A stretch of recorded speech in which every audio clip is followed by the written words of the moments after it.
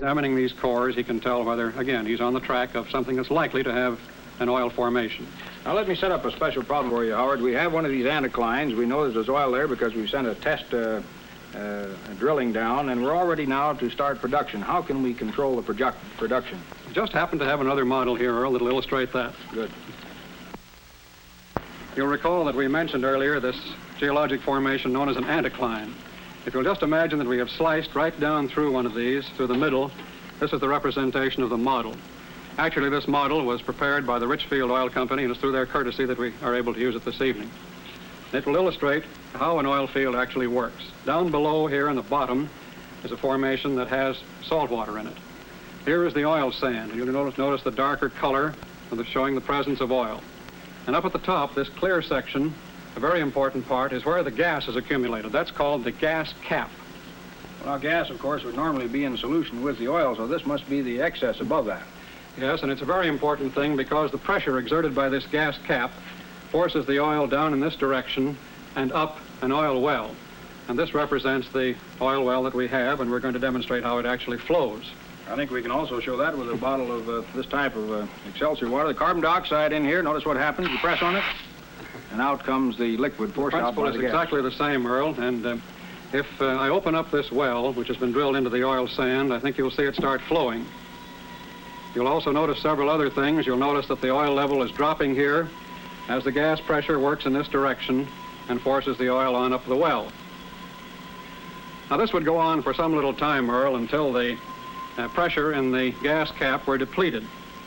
And then we'd have to provide some way to help the oil get to the surface. We would do that by adding a pump up here, and I think you've all seen the pump in the oil fields that goes up and down this way, which helps to lift the oil from here to here after the gas pressure has gone down quite a bit. I believe you mentioned earlier today the amount of recovery that you could get by this method from a normal field would be, what, about 40% of the total oil there? Unfortunately, that's about all we would normally get out of the field. We never can get all the oil, and I'm going to go back to the sponge to illustrate why that is. Here's a sponge, again, soaked with water, and if I squeeze this rather easily, we get out the easy 40% of the oil. Then if I squeeze it quite a bit harder, you'll see we get a lot more water out of it. But no matter how hard I squeeze, you're never going to get all of the water out of that sponge. And so in an oil field, some of the oil is always going to stay in the rock formation. Well, since 2/3 of all the energy used in the United States comes from petroleum or petroleum products, it seems to me vitally important that we get every bit of this oil out here that we can. You're exactly right, Earl, and to do that, we resort to what we call conservation practices, more efficient operational methods. It's a very important thing to all of us. And I'd like to illustrate two methods by which we can do this with this model. Now, you recall I said that the gas pressure gets depleted up in this section. Yes. Well, I think we can help nature out a bit by replenishing that gas pressure. And so the model illustrates what would happen if we had drilled a well into this part of the sand, and we're going to inject high-pressure gas. I'd like to have you just open the valve, and we will actually, that's enough, I think, inject some high-pressure gas, and I'll open the well again, and we'll see what happens. You'll notice that there's a very large flow of oil further down here, and a considerable increase in production into our surface tank. Now, if you'll cut that one off. The other way of doing this is to start from the bottom end. And here we can exert more pressure on this end of the oil field by adding to the water pressure. So we would drill a well down here and add water under pressure to force the oil up toward the well and again to increase our production. So I'll add a little water here under pressure and again open up our producing well. And you'll notice a good bit more production and more oil being produced from this sand, so that we get a much higher total recovery than we would otherwise get. Well, this is called water injection, incidentally, and the earlier procedure is called gas injection. Now, the 40% figure that you can recover from a normal well, that would be increased by how much if you use this water injection method plus the gas injection method? Oh, I think we could get up to about 75%. Well, that seems like the logical thing to do. How does it work in actual practice? Well, I wish it were quite as simple as it sounds, but it gets complicated because people come into the picture. And if we had, for example, 3 owners of this oil field, suppose we had Mr. A owning this left-hand section, Mr. B owning the center section over to here, and Mr. C owning the right-hand section, we'd have something like this. Mr. A and Mr. C might like to do these recovery methods, this water injection and gas injection, but all they do would be to drive more oil up Mr. B's well. And so chances are they wouldn't do that. Instead, they would probably drill additional wells here and over here into the oil sand, and we'd get more oil all right temporarily, but in the long run, we'd lose oil because the pressures in the field would be depleted, and it would be an inefficient way to operate the field. Well, how do you get around that problem? By doing what's called unitization. This is a procedure whereby all the owners in the field combine their interest in the field and arrange to have it produced efficiently. Just the right number of wells, the right spacing, the right pressure maintenance, right gas injection, water injection, so we get the maximum possible recovery out of the field. It's a fine thing to do because each owner in the long run fares better, and certainly the public does too. Well, now, I have seen some figures recently to the effect that, in 15 years, we would use up all of the oil resources in North America. How do you feel about that? Well, that's a common figure, Earl, and don't be misled by it, because that assumes that we don't find any more oil, that all of these methods for improved location of oil and improved recovery of oil don't amount to anything, and a lot of other inappropriate facts. What actually that means is simply that we have a good backlog of oil with us at the present time. Well, now, in this matter of exploration and getting new oil fields, I followed with considerable interest this offshore work that you've been doing, and I wonder perhaps you could go into it, just what's involved in that. I'd like to, Earl. Actually, we start out in offshore drilling in exactly the same way as if we were drilling onshore. That is, we locate a likely place. We do that by using the geologist, by using the geophysicist, the seismic crew, in just the same manner as we've described, whether it be on water or land. And then once we've got a likely spot, we can do either of two things. We can either drill from the land, or we can actually go out in the water and drill. The first of these we have illustrated here. It's a kind of an unusual procedure. This little diagram shows the shoreline off here, and a well on the shore, starting out here and coming down perhaps a couple of 1,000 feet. And then at an appropriate depth, we put a wedge down at one side of the drill pipe and actually turn the drill pipe in a slanting direction like this. It's called whipstocking. And we drill some thousands of feet out here below the surface of the water and under the water. And if we're lucky, as this chart would indicate we are, we hit an anticline and we have an oil field down here. Well, now, if your oil field is too far out in the water to do this, then you have to go to this other method, which is relatively new. And how does this very interesting platform work? Also relatively expensive, Earl. We can either go out in the water and drill an island and put a derrick on it and actually drill from it, but more commonly, if you go out in the water, you do something like this. We drive piles down at the actual bottom of the ocean and build up a platform such as this model shows.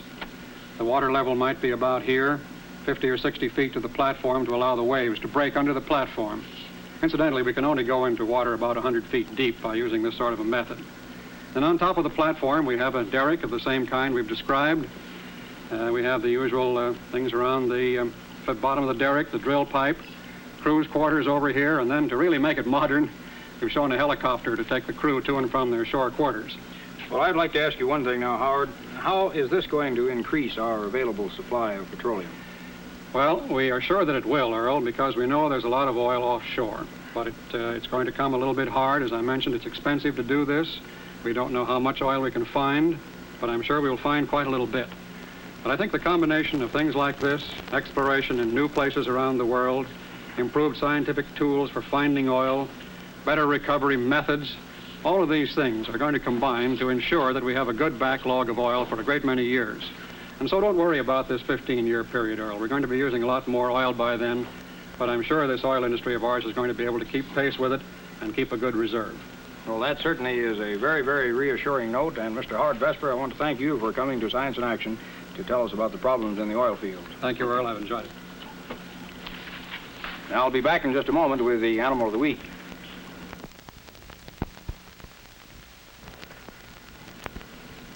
Our Animal of the Week is the kinkajou, and one of the nicest and one of the most strangest animals we've had on the program. He's very much interested in his name sign here. He's a special pet of Don McNeely. Now, Don, this is an animal that comes out only at night, is that right?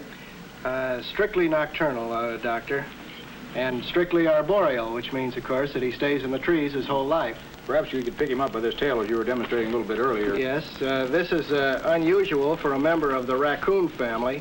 It's the only member of the raccoon family with a prehensile tail, which means, of course, that he can hang by it. Doesn't bite, doesn't scratch, makes a very good pet. Makes a wonderful children's pet. That's right. He has a very thick, heavy fur here. It's virtually impossible for fleas to live in there. It's so thick and tight. Oh, you little rascal. He likes that. I wonder if we can feed him something here. You have something there we Yes, can feed you him, bet. and we'll see how he reacts when the food comes over here. This is a can of dog food, which is his staple in his diet. He also rates a quarter of an apple or some grapes and some orange. Anything we happen to have around the house. Oh, You'll look get at him go at that. Get it right Come on out of there, yeah. kinky, you little rascal. Well, let's see. These fellows live in Mexico and down into Central America and into South America. Yes, this particular model is from Peru. He is the cutest model I've seen in many a day. This is about a full-grown animal? Yes, I'd say he was 8 months old, which means that he's matured as far as size goes. And he has a honey-colored underside there, which is quite beautiful. Too bad we don't have colored teeth. He wants that. He's really hungry, this guy. He wants that food again, doesn't he? That's right. Well, he holds on here. You can really hold on with everything. Rascal. About how much would he weigh? About, what, a couple of pounds? 3 pounds 3 at the pounds. outside. How long has he had him, Don? We've just had him a couple months. He's right out of the jungles, and the day we took him out of the crate, he was just as gentle and friendly as he is now. Now, your youngsters play with him all the time, do they? Yes, all the kids in the neighborhood, of course, play with him, and if he didn't sleep so much in the daytime, they'd have more fun with him, but he really comes alive at night. Does he take the house apart at night? Well, he takes the pictures off the walls. Oh, he does? Oh, he is really active. I've never seen anything like this before. Well, for a member of the raccoon family, I'll say this most certainly is the best one to be found in South America. There's no question about that. We've had coati Mondays on before, and as they're youngsters, of course, they're very nice, but they can't compare with this. Well, Don, I hope you'll keep us informed as to how your little rascal does and let us know in the future. You bet I will. Now, this is one type of energy that you are seeing demonstrated here, chemical energy. There are various types of energy, and on our next program, we will look into the problems of work, energy, and power, when our special guest will be Professor Harvey E. White of the University of California. I hope that you'll plan to be with us then. Thanks a lot.